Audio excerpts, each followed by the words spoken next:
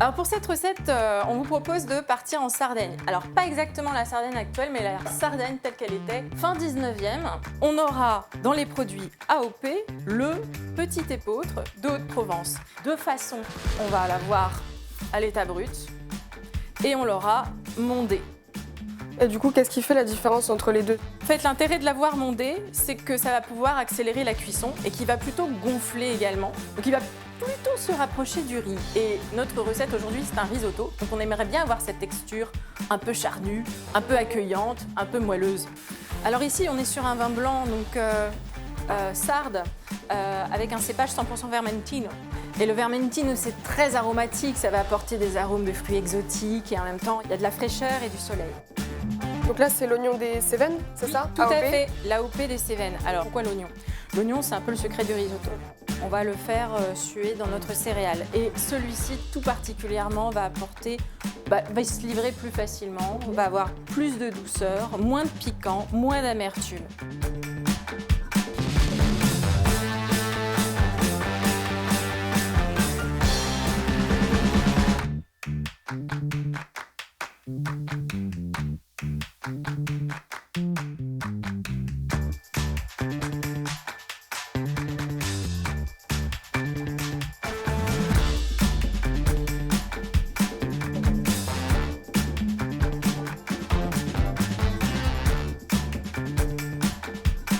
On va dresser vraiment au cœur de l'assiette. Au Japon, il y a une règle, je vous donne l'astuce.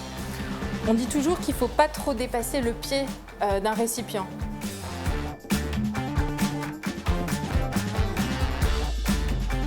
Et du coup, là, on a utilisé quasiment énormément de produits de Sardaigne. C'est quoi ton rapport Alors moi, j'adore voyager et je suis passionnée par les cuisines du monde.